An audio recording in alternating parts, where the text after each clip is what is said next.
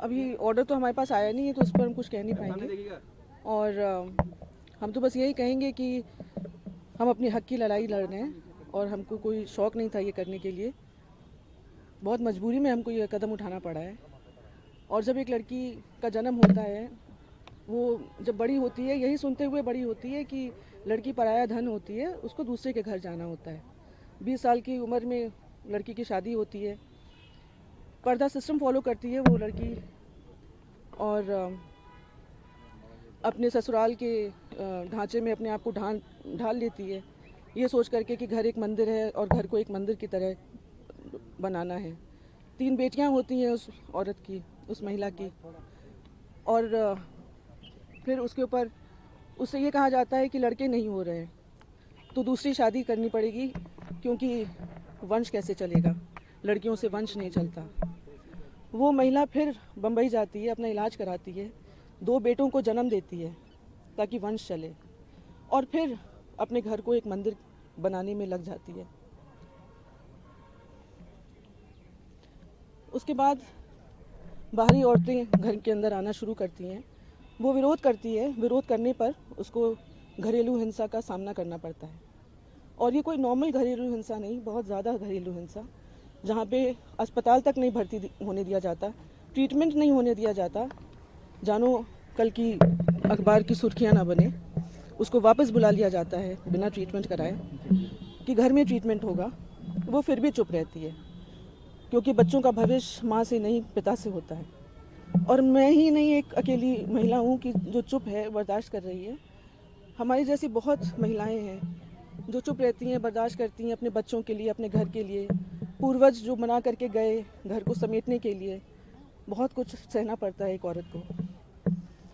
फिर गोली चलती है, वो तब भी चुप रहती है।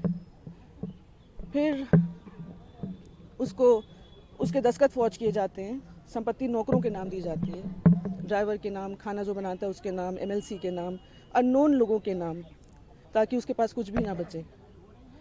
फिर डिवोर्स फाइल किया जाता है, और डिवोर्स के आड़ में इतने सारे केसेस उस महिला के ऊपर थोप दिए जाते हैं। पुलिस प्रशासन उसके अगेंस्ट झूठे एफआईआर लॉन्च करती है, झूठे चार्जशीट लगाती है, Lucknow police, Delhi police, Uttarakhand police, Uttar Pradesh police. वो औरत एक के बाद एक केसेस में उलझती जाती है। उसको तोड़ने के लिए सब किया जाता है ताकि वो टूट जाए, और टूट करके वो अपनी हार मान करके डिवोर्स देने को तैयार हो जाए। लेकिन हम टूटे नहीं, इनफैक्ट हम और मजबूती से खड़े हुए हैं, और न्यायालय पे हमें बहुत भरोसा है और सच्चाई की जीत होगी। हम अपने हक के लिए लड़ रहे हैं, अपने बच्चों के हक के लिए लड़ रहे हैं।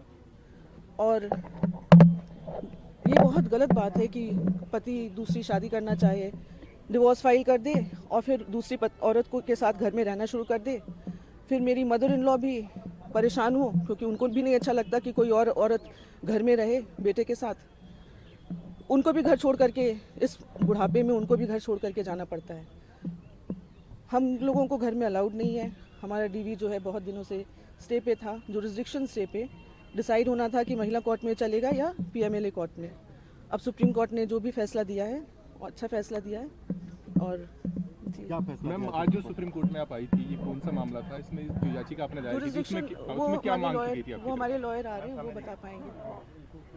कोर्ट कचहरी की चीज़ें तो भैया हमारे लॉयर ही बता पाएंगे। आपको आखिरी एक सवाल, चूंकि आप जिस शख्स से लड़ रही हैं वो आपका अपना है, लेकिन बहुत प्रभावशाली और रसूखदार भी है, जिसकी बात कोर्ट के सामने आप लोग रखते आए।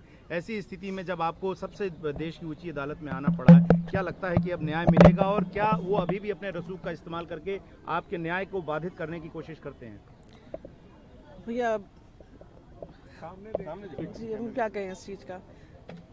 हर जगह से मैनेज किया जा रहा है। हमने पहले ही कहा, उत्तराखंड पुलिस, यहाँ दिल्ली पुलिस, यूपी पुलिस, सबको तो यूज़ किया जा रहा है हमारे अगेंस्ट, झूठे एफआईआर्स, सब जगह से हम लड़ रहे हैं और सत्य की जीत होगी। न्यायालय पे हमें पूरा भरोसा है। Thank you.